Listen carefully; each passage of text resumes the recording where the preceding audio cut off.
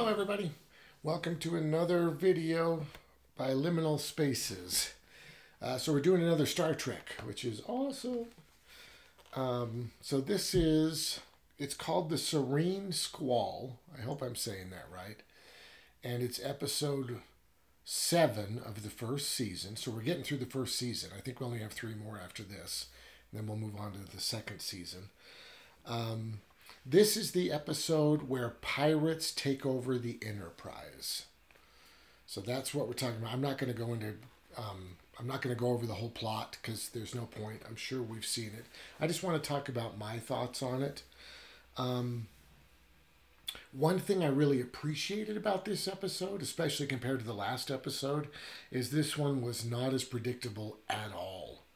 I could not tell that the person that they were interacting with. There's usually another character that we meet at the beginning of a Star Trek, since it's Monster of the Week, right? You got to meet a victim of a monster, or you got to meet a monster, or right? You got to have an outside thing that affects them, especially in Star Trek, because the conflict is not on the ship. The conflict comes from the outside because they're exploring. So we meet this new person, and it was not predictable that they are the monster, which I thought was super cool. They did a really good job of just having them be a victim of the monster and trying to fix the problem, which was really great. There is one thing I have to bring up, unfortunately. When this episode came out, there was a little bit of backlash, and I always want to point out how small this stuff is, because when you're looking on YouTube, these clickbait videos can really seem like everyone in the world thinks the same thing, which is completely false, right? There's a tiny vocal minority that didn't appreciate the actress that they cast in the role, I think because they're transgender, I guess. I don't know anything about the actress. They did a fine job. All I want to say about it is, if you don't like a show, or you don't like the direction a show is going, you don't blame the actors. That's like the dumbest thing I can imagine, right? Like let's pretend, I'm trying to think of a good example of something like this. Like if you like a sports team and the team's not doing well, so you blame the person who gives them the water, right? Like, the actors are the lowest people on the totem pole. They're just begging for work. They're just thankful to be there. It's insane to blame them. There was an episode of Mandalorian that had an African-American female on it. And once again, a tiny minority of people on YouTube jumped on this actress, you know, talking about, well, she's terrible. It's okay that we point her out because she's not good. And watching the episode, I watched the episode. I try to follow The Mandalorian. I loved the first episode. Like, I thought it was the best thing I'd seen in years. And nothing they've done has even come close to that since, unfortunately. There's this prince and princess. Jack Black, I think, is the prince, or they're king and queen, something. And they love Grogu, right? They're like, oh my gosh. And this show does this stupid thing where they pawn off the kid to people who are just enamored by the kid and want to babysit, right? So they can get rid of the kid for the episode, which is kind of part of the problem, to be honest with you. But they just do that. All this person has to do is be like, that kid's so cute, let me order it, right? That's all they do. And she's great at it, right? Like, I think you don't even have to be an actor to pull off something goofy like that. Like, she's just fine in the role. There's nothing wrong with the performance. If you don't like the direction that The Mandalorian is going, you have to blame Favre or John, I don't know his name, the guy who created the show, who's running the show, right? You don't blame the actor that they happened to get at the last minute before they started shooting. It's just ridiculous. And if they do insist upon blaming the actress, I'm just going to say it, they're either racist or sexist, straight up. They just don't like that someone of that color was put in that position. Because they don't have the common sense to say, this show's going downhill, right? And whose fault is that? Certainly not the last person they hired 10 minutes ago. So sorry, I'm off that. Good. So there's a part where they're flying through an asteroid field. First off, they get trapped in a net and it almost destroys them. It's really scary, especially for Spock. They blow it up and they escape. And as they're flying away, there's this little pod ship that's following them. And it's just tracking them. And I felt a tiny bit weird about it because, especially when the net is going, they can tell which rocks are emitting the most energy. And granted, when it's not turned on, it may not be emitting any energy, but it still has to sense if a ship goes by. I would assume that all sensors on the Enterprise would be on high alert from that moment on. From the minute they get out of that trap, they are looking for traps in every asteroid. Right? I even think they're flying manually. I don't know what difference that makes, but maybe it makes the traps not able to turn on. I'm not sure. They didn't go into it a lot, and that's kind of my complaint. Also, why can't they sense this ship that's following them?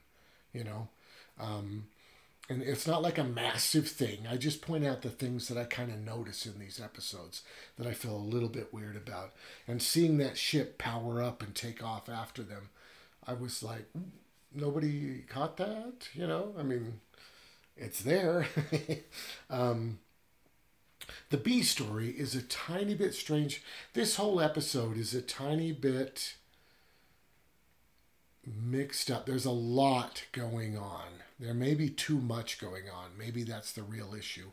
But it starts off with Spock and Nurse Chapel talking about Spock's girlfriend.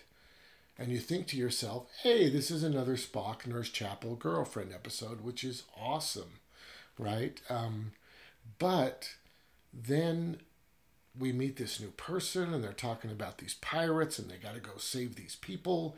And then the person is hanging out with Spock and they're talking about how Spock has been othered because he's not Vulcan and he's not human. He's this weird third thing and how he should embrace the third thing. And that first scene just sort of gets left in the dust. And I'm not positive why they would establish that B story.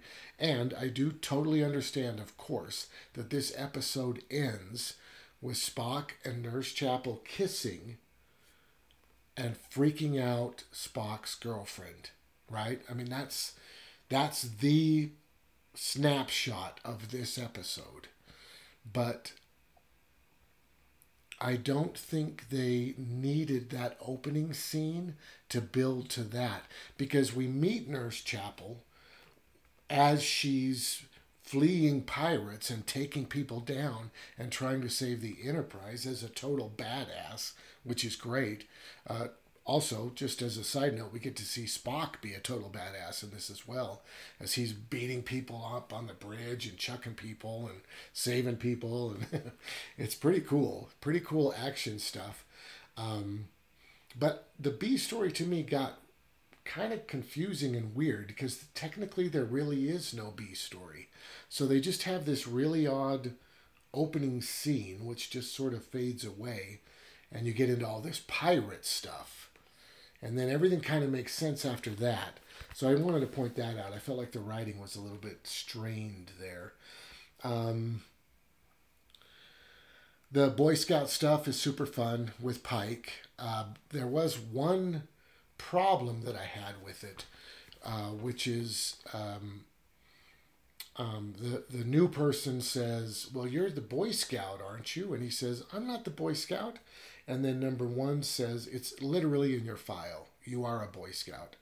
Not meaning that he literally joined the Boy Scouts, but that he wants to help everybody. He's a very helpful person, which I guess is a stereotype for Boy Scout.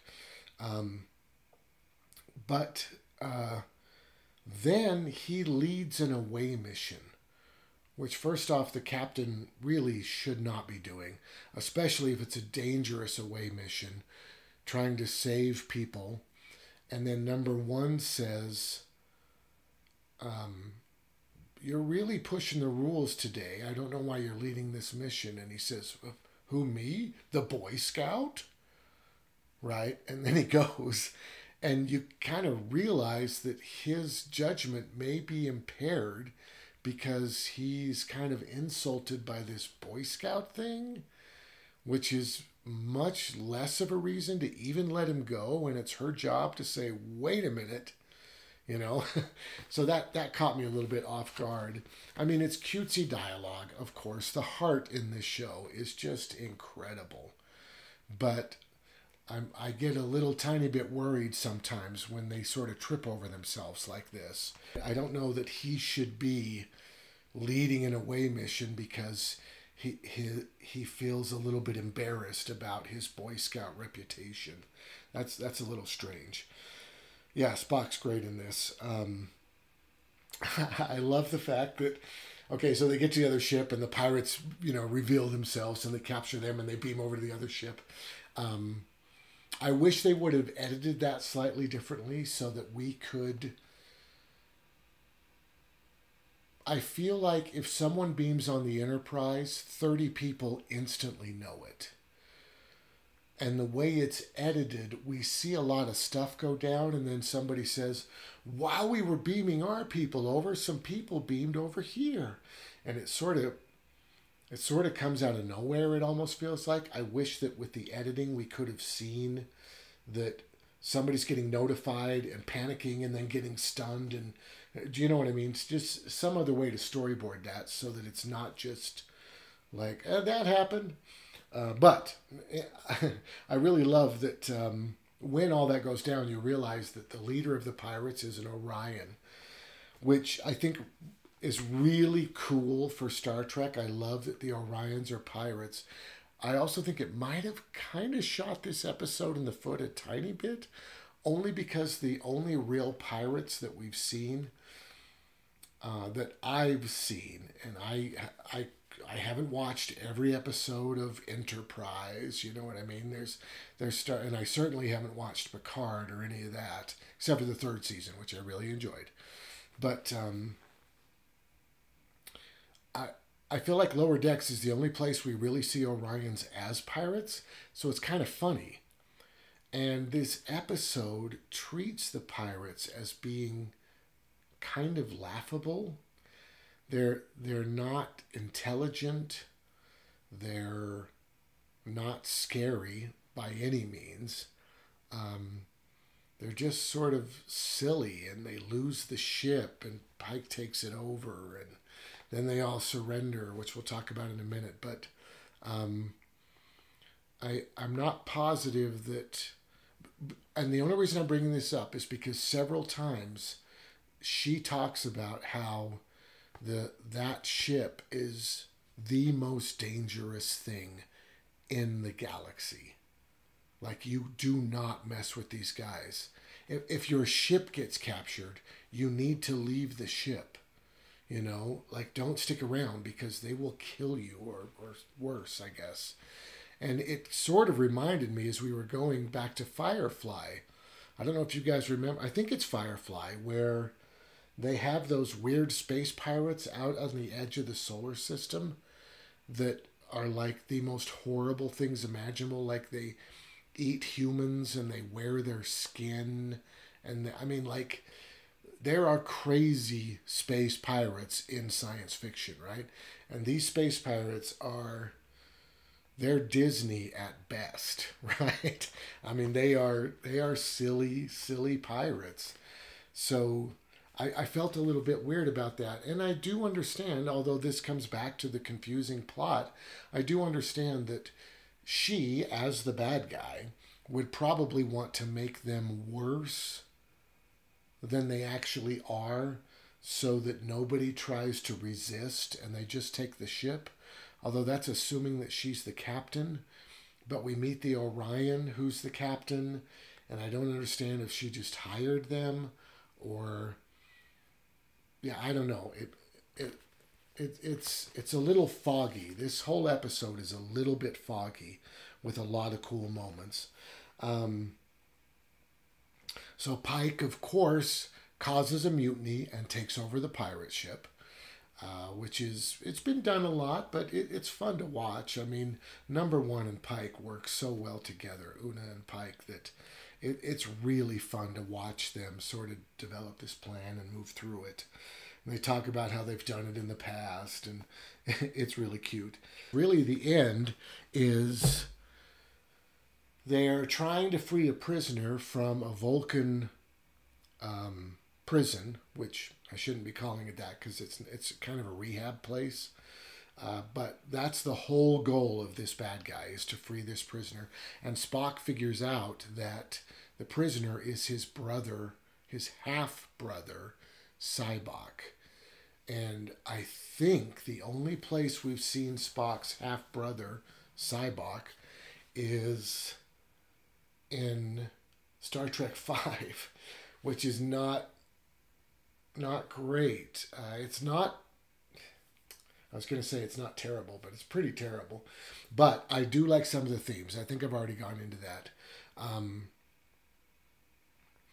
But as a bad guy, it could be pretty cool to see him again. We haven't seen him again. We've already been all the way through season 2 and he hasn't come back. But I believe he probably will. I'm thankful when there's huge gaps between setups like that. Because I don't mind if we get tiny threads of other things that are going to occur a couple seasons down the road. I don't mind it at all. It's okay if there's a two-parter, right? Those things are okay.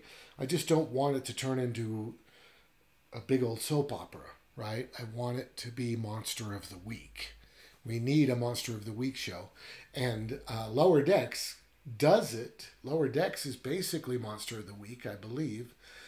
But as a silly cartoon, I don't want it to be my only Star Trek, right? There's nothing wrong with Rick and Morty Star Trek. We're having a blast watching. And I don't even think I can call it that anymore, because I believe they've realized how much heart they need to keep it a Star Trek show. And it's kind of pulled them away from the Rick and Morty a little bit. Not a ton, right? It's still really silly. But they've gone more for heart than shocking gags. So I don't know if calling it Rick and Morty Star Trek is really viable anymore. It's just Lower Decks. And Lower Decks is great. Totally, totally worth checking out. So I don't mind. I want to see more of Spock's brother. At the end, they take over the enemy ship and they hurt the Enterprise to the point that it can't flee and it can't put its shields up and it can't shoot. So all the pirates just surrender, even though they have all of these prisoners, which struck me as really odd too. The whole thing just felt kind of rushed and strange. I think they were really just going for the kiss with Nurse Chapel and Spock, which is a great moment, of course, and introducing Sybok. I think those were their main priorities. So the pirate stuff got really kind of muddy and bizarre. But it was all right. I'd probably give this episode like a 7, I think. I think you're probably noticing that all of my ratings are pretty high. I'm generally a positive person, right? So all my ratings are pretty high. The difference between a 7 and an 8 is kind of dramatic for me, right? For a normal scale, it might be the difference between like a 4 and a 7, right? Or something like that. I don't think I'll ever see one that's a 4. I'll bet the lowest I'll probably ever go is like 6 or 7, to be honest. But this is not my favorite episode. The acting's great. The action is super fun. The heart is great. It's just really kind of muddy and strange. I don't quite understand how everything's working. But super fun. Thank you so much for watching. If you like this, hit the like. If you want to see more, subscribe. We got a ton of Star Trek coming, of course. And thanks so much for watching.